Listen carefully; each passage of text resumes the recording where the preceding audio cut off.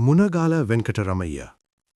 In September 1896, a young schoolboy who was studying in Madurai went home to his mother and reported, "Mother, a Brahmin boy from a neighboring school has run away from home."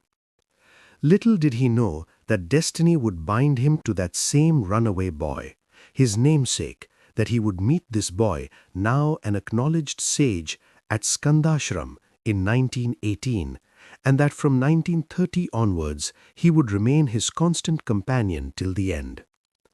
This young schoolboy was S. Venkataraman, later known as Munagala S. Venkataramiah, the compiler of Talks with Ramana Maharshi, a book that is almost a Bible for all sincere devotees of Bhagwan. Munagala Venkataramiah came from a village called Sholavandan. His ancestors and his own brothers studied the Vedas in the Veda Pathashala there. He knew Sanskrit well, but chose to go to an English school in the next town. Subsequently, he went on to study in a college. He got married even as he was studying. Since he was research-oriented, he found himself a job in a laboratory in Mumbai. A daughter was born, and though he was extremely fond of his daughter, he focused all his attention on his research work. After doing extensive research for 10 years, he went back to college. He graduated from Presidency College with a gold medal and then taught in one of the prestigious colleges in Chennai from 1912 to 1918. Even during this period, he led the life of an ascetic. Professors were given huge houses to stay in on the campus. He requested his wife and daughter to stay in the huge house, while he himself lived in the small outhouse meant for the watchman. Such was his simplicity. Even in those days, Munagala Venkataramiah was eager to pursue the spiritual life. He met a Mahatma who taught him the 10 Upanishads, the Bhagavad Gita, and the Brahma Sutra. The Mahatma told Venkataramiah to read the Upanishads every day, and this is exactly what he did till the end of his life. He had all the Upanishads on his table, and any time he felt inclined to, he would read them. Sometime later, his daughter, whom he loved very dearly, passed away. He was plunged in grief and inconsolable. Restlessly, he started wandering, seeking peace. He reached Arunachalam in 1918. He was told of a sage who lived in Skandashram. When he went there, he came to know that the sage was the very same runaway boy of his childhood, now known as Bhagwan Sri Ramana Maharshi. However, he had to leave as his service to the Mahatma near Chennai could not be interrupted. In 1922, the Mahatma passed away, plunging Venkataramiah in greater sorrow. The Mahatma's last words to his student were to continue reading the Upanishads. Munagala Venkataramiah continued studying these texts for the next 5 years. He visited Bhagwan once again in 1927 at Ramanasramam. During this visit, he recognized fully that Sri Ramana was his Satguru and from then on stayed at the ashram. These are Munagala's own words.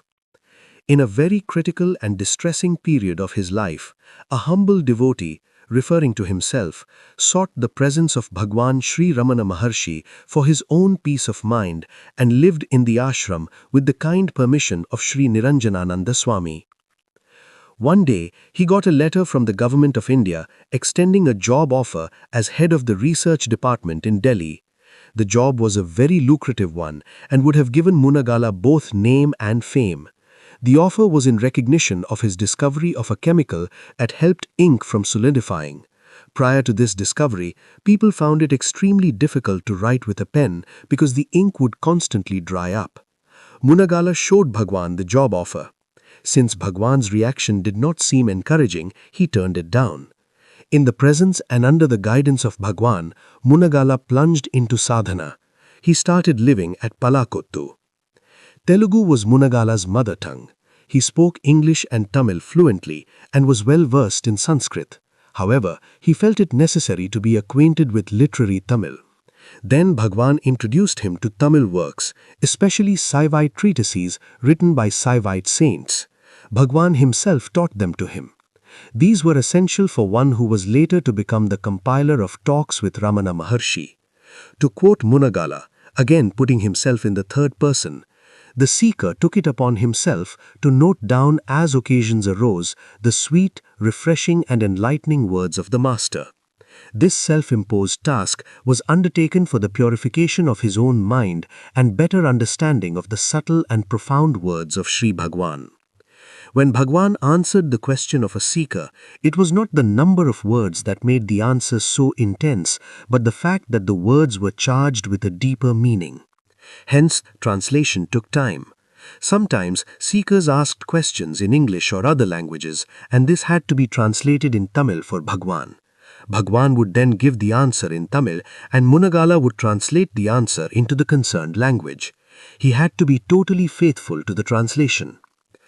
Dr. T.M.P. Mahadevan writes in his foreword to Talks with Ramana Maharshi, "We cannot be too grateful to Munagala S. Venkataramiah for the record that he kept of the talks, covering a period of 4 years from 1935 to 1939. Those devotees who had the good fortune of seeing Bhagwan reminisce and recall with delight their own mental record of the words of the Master. Despite the fact that the great sage of Arunachala taught for the most part through silence, he did instruct through speech also, and that too lucidly, without baffling and beclouding the minds of his listeners. One would wish that every word that he uttered had been preserved for posterity." Major Chadwick, in his introduction to the talks, writes, "The 4 years that are covered in talks were the days when ashram reached the summit of its glory. Maharshi's health was on the whole good, and the hall where he sat was open day and night to welcome one and all. Visitors flocked there from every corner of the world. There was hardly a country that was not represented at one time or the other. Sri Bhagwan glowed like the sun, and even those who did not understand him or agree with his words were fascinated and could help but be elevated by his presence.